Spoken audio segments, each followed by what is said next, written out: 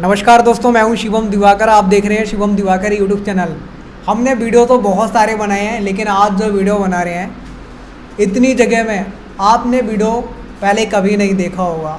दोस्तों कहते हैं ना, जब हम कोई भी काम करते हैं ना पूरी लगन सच्चाई से और ईमानदारी से, तो वो होता ज़रूर है। हमारे अंदर एक जज्बा और एक जुनून होना चाहिए। अगर आपके पास एक जज्बा और एक जुनून है तो वहाँ बहाना बिल्कुल भी नहीं चलता कि मेरे पास जगह नहीं है, मेरे पास रूम नहीं है। आप देख सकते हैं ये बिल्कुल छोटी जगह है और यहाँ पे इन्होंने अपना स्टडी रूम बना लिया है और यहीं पे पढ़ाई करते हैं। और सबसे बड़ी बात ये है कि मुझे पता नहीं था कि ये मेरे पड़ोस में ही रहते हैं, ये हमारे घर के पास ही रहते हैं। हमारे पड़ोसी निकले, बाद में पता चला। तो सबसे पहले ये जानना चाहेंगे अंकुर भाई, आपका घर तो दिल्ली में ही है, दिल्ली में। और फिर भी आप यहाँ पे रूम लेके रह रहे हैं, ऐसा क्यों? भाई इसके रीजन काफ़ी सारे हैं। एक तो आप घर पे रहते हो तो फैमिली में कुछ फर्क हो जाते हैं।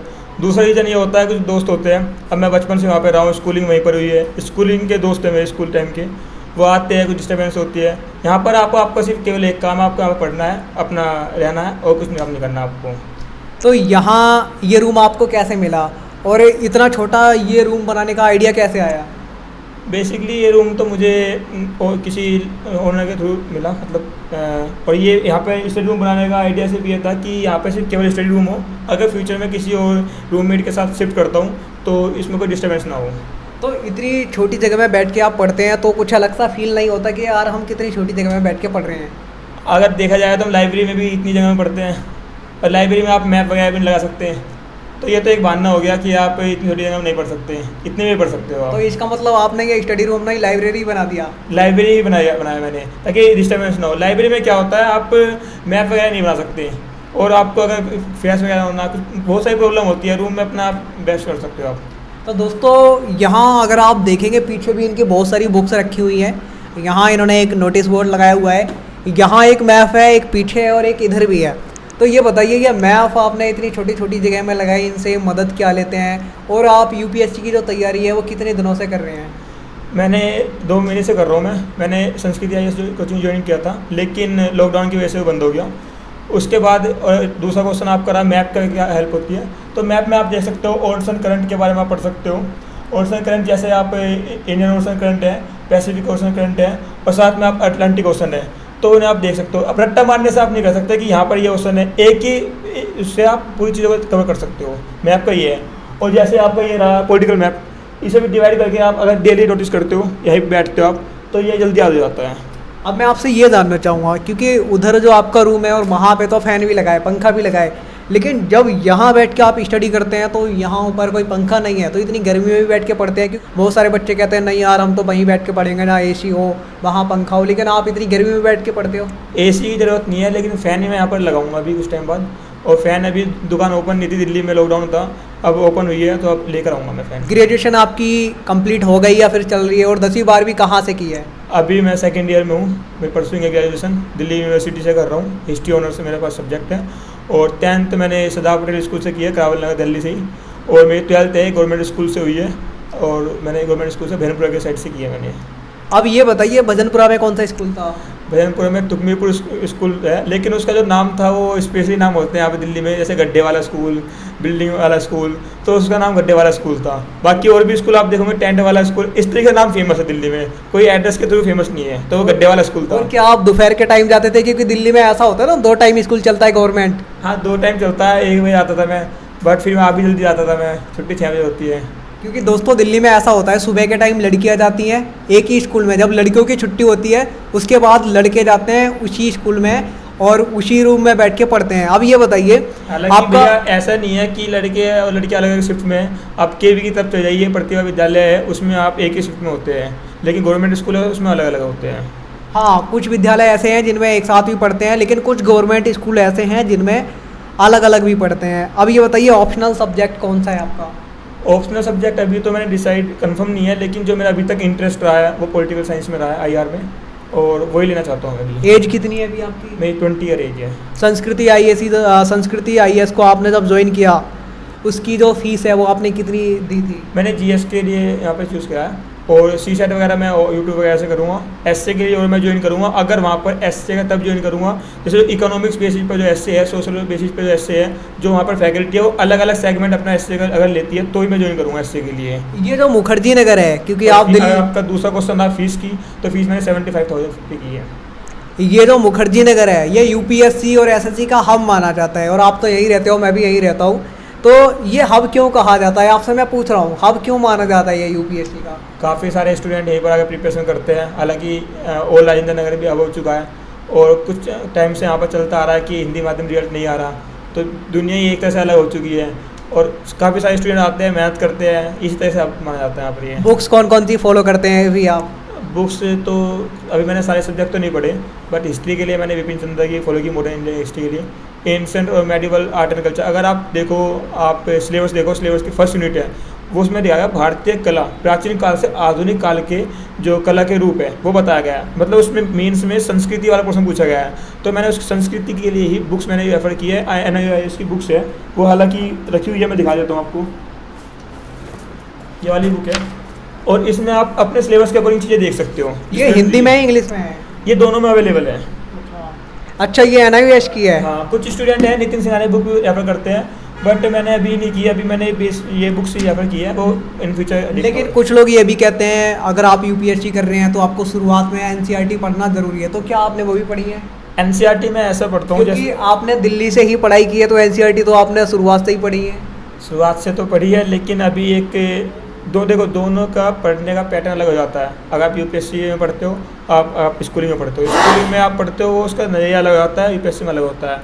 आप जैसे मैं कोई टॉपिक मीन्स का उठाता हूँ, आप इसकी बात करो चित्रकला, तो चित्रकला के टॉपिक 11th क्लास की एनसीईआरटी फाइन आर्ट की बुक है, उसमें दिया हुआ है। दूसरा बात करूँ मैं ज्योग्राफी की, तो भारत की आंतरिक संरचना, ये सब टॉपिक आपकी 11th क्लास में दिए हुए हैं। तो ये मैं उसी टाइम, जिस टाइम मैं कोई टॉपिक कवर करता हूँ उसी टाइम एनसीईआरटी कवर करता हूँ, उसी टाइम वो कवर करता हूँ, क्योंकि अलग अलग में थोड़ा डिस्ट्रैक्शन हो जाता है मेरे लिए। अगर बात की जाए फैमिली की, तो फैमिली का बैकग्राउंड कैसा है? पापा क्या करते हैं? पापा गवर्नमेंट सर्वेंट है और यहीं पर जॉब करते हैं पापा, दिल्ली में, और फैमिली भी यहीं पर रहती है सभी। ये बताइए, पीछे और भी बुक्स रखी हैं, उनके बारे में बताइए। और बहुत सारे बच्चे ये भी कहते हैं लक्ष्मीकांत की बुक है, वो हर कोई यूपीएससी एस्पिरेंट फॉलो करता है, क्या आप भी करते हैं? एक्चुअली मैंने तो अभी तक लक्ष्मीकांत बुक नहीं ली, मैंने उसकी जगह ये वाली बुक फॉलो की है। ये वाली हिंदी में बुक्स बनी हुई है। लक्ष्मीकांत में हिंदी में मैं गलत नहीं कह रहा, जिसे पढ़ना है आप पढ़िए, आपके लिए बेस्ट है, बट एक्चुअली मैंने ये बुक पहले पढ़ चुका था, मैं इसलिए मैं बुक को चेंज नहीं करना चाहता। आप एक ही सोर्स को पढ़ो, बार बार पढ़ो, वो आपके लिए बेनिफिट है। इस बुक्स को मैंने पढ़ा, इसमें कुछ सारे टॉपिक्स ऐसे हैं जो लक्ष्मीकांत में नहीं है। गवर्नेंस के पोर्शन के लिए आपको लक्ष्मीकांत की बुक्स के अलावा लक्ष्मीकांत की गवर्नेंस की बुक आती है, वो पढ़नी पड़ेगी, ठीक है। जो इसमें दूसरा ये भी है, आप राष्ट्रपति टॉपिक्स पूरा पढ़ लेते हो, अनुच्छेद 52 से लेकर सारे पढ़ते रहते हो आप, लेकिन उसमें आपके साथ साथ आपको ये पता रहता है क्वेश्चंस क्या है कि राष्ट्रपति की सक्रियतावाद के कारण क्या है, तो वो लेटेस्ट उभरते हुए मुद्दे वो इस बुक्स में दिए हुए हैं। और आप एग्जाम की डिमांड देखो, वो भी है हिंदी मीडियम के मुताबिक आप, बट थोड़ा सा ये भी आता है कि मैं हिंदी मीडियम से हूँ, 11th क्लास में पढ़ाऊँ, और उसमें उसके लिए इंग्लिश थोड़ी सी परफेक्ट होनी चाहिए, उसके थोड़ा सा ट्राई कर रहा हूँ, क्योंकि आप कहते हैं कि मेहनत करते रहो, आप सफलता भी मिलेगी आपको। तो इसमें जो आपको किसने बताया था पहले, या आपने खुद ही अपने आप सोचा? इंडियन फॉरेन सर्विस के लिए, हाँ, इंडियन फॉरेन सर्विस के लिए मैंने एक्चुअली वीडियो वगैरह देखी थी, और मैं इसमें था कि अब आप इंडिया को बाहर किस तरीके से रिप्रेजेंट कर सकते हो, तो इसलिए मैं कि अच्छा होगा रिप्रेजेंट कर सको बाहर, इसलिए जाना चाहता हूँ। और थोड़ा सा बाहर का एनवायरनमेंट भी अच्छा है, इसलिए जाना चाहता हूँ। एंजॉय लाइफ है, आप जिस तरह की आप लाइफ चाहते हो अपनी। और फैमिली में कौन कौन है आपके? फैमिली मेरा एक बड़ा भाई है, और मम्मी है, और फादर है मेरे। ये बताइए, और भी बुक्स यहाँ पे रखी हुई हैं, वो कौन कौन सी हैं, और नोट्स भी हैं क्या आपके पास? सबसे पहले तो आपका सिलेबस रखा हुआ है, इसमें क्या है, सिलेबस में आपका बेनिफिट ये होता है, हर सब टॉपिक दिया हुआ है, उसमें आपका एक बॉक्स दिया हुआ है, जो आपके टॉपिक कवर हो जाए आप टिक कर सकते हो, इसमें एक्सेस दिया हुआ है, पूरा टॉपिक डिफाइन है, इसमें पूरा सिलेबस डिफाइन है आपका। उसके साथ साथ मैंने आपको बताया दिया पॉलिटी के लिए ये बुक्स है, और मैं आपको दिखा देता हूँ, ये ड्रॉ एंड कट मैप है, ये आप भी फॉलो कर सकते हो। ज्योग्राफी के लिए आप 6 to 12 एनसीईआरटी पढ़ सकते हो, बट 6 to 12 में आप देखो ऑल एनसीईआरटी 6 to 8 पढ़ो, क्योंकि उसमें आपका वर्ल्ड रीजनल ज्योग्राफी कवर हो जाता है। 11th 12th के आप फिजिकल ज्योग्राफी पढ़ सकते हो, इकोनॉमिक्स ज्योग्राफी पढ़ सकते हो, और भी बहुत सारी बुक्स हैं वो आप रेफर कर सकते हो। उसके साथ साथ ही पॉलिटी के लिए आप 11th की एनसीईआरटी जो है इंडियन कॉन्स्टिट्यूशन एंड फ्रेमवर्क, ऐसी टॉपिक है उसका, वो आप कवर कर सकते हो। साथ ही साथ आप एक लास्ट में मैं ये जरूर कहना चाहूँगा, टॉपिक्स पढ़ने के बाद उसी टॉपिक से रिलेटेड आप क्विज जरूर लगा लो, वो आपका बेनिफिट करेगा। आपके 50-50 जो चांस रहता है कि ये वाला ठीक हो सकता है, ये वाला ठीक हो सकता है, वो आपके कवर कर देगा। और जब एग्ज़ाम में जाने से पहले आप किसी भी कोचिंग की टेस्ट सीरीज ऑफलाइन कर लो या मार्केट से ले आओ, बहुत सारी चीज़ आपके पास अवेलेबल है। साथ साथ में आप ये भी देख सकते हो, ये पॉलिटी के नोट्स है जो मैंने कैरियर से बनाए हैं। आप ये देख सकते हो पॉलिटी के नोट्स हैं, ये आपने खुद बनाए हैं? ये मैंने खुद बनाए थे। बाकी ये ज्योग्राफी के नोट्स हैं। दोस्तों नोट्स हम आपको अभी दिखाएंगे, लेकिन उससे पहले बात करेंगे और कुछ बुक्स रखी हुई हैं और भी है नीचे, उनके बारे में बताइए। और आप ये बुक्स फॉलो कर सकते हो, प्रीलिम प्रैक्टिस प्रीवियस ईयर की बुक्स है। और साथ साथ में आप ये मैं बता दिया ज्योग्राफी की बुक्स, जैसे मैंने आपको बताया, ये आपकी ये क्विक्स रिवीजन बुक्स है, उड़ान पब्लिकेशन की आती है, ये भी आप फॉलो कर सकते हो। बाकी कुछ और नोट्स रखे हुए हैं मेरे, जैसे गवर्नेंस के नोट्स रखे हुए हैं। ये मैंने मैपिंग के लिए बनाया था, इसमें कुछ मैप भी बनाए हुए हैं मैंने। ये आपके नोट्स हैं, इनके यहाँ बहुत सारे नोट्स हैं, वो भी आपको दिखाएंगे, और इन्होंने कैसे बनाए हैं हैंड नोट्स वो भी दिखाएंगे, लेकिन आपको ये स्टडी रूम भी अभी दिखाएंगे। और ये वर्ल्ड रीजनल ज्योग्राफी के नोट्स है, आप देख सकते हो। इसमें कुछ मैपिंग अभी यूज़ किया है मैंने, वर्ल्ड रीजनल ज्योग्राफी के नोट्स है। ये अभी मैं बना रहा हूँ, ये एंशिएंट हिस्ट्री के हैं। और ये पॉलिटी के नोट्स हैं, ये मंजेश सर के नोट्स है, क्लास नोट्स। और ये गवर्नेंस के है, ये एक्चुअली पॉलिटी के नोट्स जो है वो ये है। ये अभय कुमार सर के नोट्स है जो DDIS में पढ़ाते हैं। ये आप देख सकते हो, ये पॉलिटी के नोट्स हैं, इसमें सभी टॉपिक कवर है। ये मॉडर्न हिस्ट्री के नोट्स है। ये सियंता IAS में रजनी शास्त्र पढ़ाते हैं। ये लगभग सारे के सारे भर दिए सारे। कितने टाइम लग गए ना फिल करने में? ये भाई मैं टाइम लगाया, मैं 3-4 महीने में लगे, क्योंकि इसमें ये आलोक रंजन सर के ज्योग्राफी के नोट्स है, फिजिकल ज्योग्राफी और ओशनोग्राफी। फिजिकल ज्योग्राफी जैसे ये उन्हीं की लैंग्वेज है, ये वो लिखवाते हैं। और ये चीज़ मुझे अच्छी लगती है, उनकी वो लैंग्वेज लिखवाते हैं और समझाने का तरीका भी बहुत अच्छा है आलोक रंजन सर का। और आप ये ओशनोग्राफी के थोड़े से कुछ पीछे, और उनका एक इनिशिएटिव है कैरीविल ऐप पर उन्होंने किया है, जो 10 या 11,000 रुपीज़ में है। आप पूरा GS का बैच ज्वाइन कर सकते हो। जो स्टूडेंट यहाँ पर आकर कोचिंग ज्वाइन नहीं कर सकते, ऑनलाइन कोचिंग में 50,000, 60,000, 1 लाख रुपए नहीं दे सकते, वो स्टूडेंट घर से 10 या 12,000 रुपये में अपनी प्रिपरेशन कर सकते हैं। हालांकि उसमें एक छोटी सी कमी ये भी है कि आप वहाँ पर आंसर राइटिंग नहीं कर पाओगे, बट आप आंसर राइटिंग के लिए जब आप परफेक्ट हो जाते हो, आप बाद में किसी कोचिंग ज्वाइन कर सकते हो, टेस्ट सीरीज वहाँ सब कर सकते हो। मिनिमम बजट में आप 10-12,000 रुपये में आप वहाँ से अपनी तैयारी कर सकते हो GS के लिए सारी। तो दोस्तों इनका हम आपको रूम भी दिखा देते हैं, ये वाला जिसको इन्होंने लाइब्रेरी सा बना दिया है, जिसको इन्होंने पूरा लाइब्रेरी की तरह बना दिया है। इधर आप देख सकते हैं इनका एक टेबल है और पीछे 2 चेयर हैं और एक ये नोटिस बोर्ड है। यहाँ एक मैप लगा हुआ है, इधर भी लगा हुआ है, पीछे एक रैक है जिसमें बुक्स रखी हुई है, इधर भी एक मैप लगा हुआ है। ये इनका छोटा सा रूम था। मेरे मम्मी पापा ने हमेशा सपोर्ट किया है, अभी भी करते हैं। और मैं दिल्ली में रह रहा हूँ, उन्होंने कभी ये नहीं कहा दिल्ली में फैमिली रहती है कि अलग से रूम लेकर क्यों पढ़ रहा है। ये भी बहुत बड़ा क्वेश्चन से आता है अगर आप और देखो।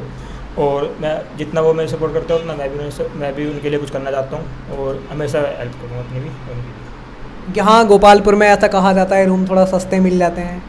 अगर कंपेरिजन किया जाए मुखर्जी नगर से तो हाँ रूम सस्ते हैं, लेकिन उतने भी सस्ते नहीं है, पर हाँ मुखर्जी नगर से सस्ते हैं, हाफ रेंट हो जाता है लगभग मुखर्जी नगर से। तो दोस्तों इनका जो रूम है वो भी आपको दिखाएंगे, उसके लिए हम अलग से वीडियो बना रहे हैं, उसको आप देखना मत भूलिए। लोकेशन ये गोपालपुर की है। रूम की कंडीशन इनकी बहुत अच्छी है। कहीं ना कहीं ऐसा कहा जाता है गुरु भाई हम लोग तो दिल्ली में ही रहते हैं, तो हमें पता है बचपन से यहीं रहते हैं। जो लोग बाहर से आते हैं तो उनको किन किन बातों का ध्यान रखना चाहिए? सबसे पहले तो अगर आप आते हो रेलवे इंडियन रेलवे में वहाँ पर और मेट्रो से उतरते हो तो आप सबसे पहले अपना फ़ोन का ख्याल रखो, ठीक है। और यहाँ पर कुछ दलाली बनती होती है जो कोचिंग सेंटर्स में भी, हालांकि नाम नहीं ले सकता मैं भी और आप भी नहीं ले सकते, आप उनका ख्याल रखो। बस किसी भी कोचिंग में जाओ आप फैकल्टी और उनका कोर्स ड्यूरेशन कितने दिनों में कंप्लीट होता है और वहाँ से टॉपर्स कितने निकले हैं। अगर वो फ़ोटो आपको दिखा दें तो फ़ोटो के साथ साथ में आप पूरी क्वेरी करो। और अगर ज़्यादा दिक्कत होती है आप किसी भी कोचिंग में जाओ, वहाँ पे आप RTI आप कर सकते हो, डाल सकते हो, पूछ सकते हो, ठीक है। और एडवर्टाइजमेंट पे कभी मत जाना, क्या वो कितने बड़ा ब्रांड हो कुछ भी हो, एडवर्टाइजमेंट पे कभी मत जाना आप। बिल्कुल दोस्तों ये बात बिल्कुल सही है। आज की वीडियो में इतना ही। जय हिंद।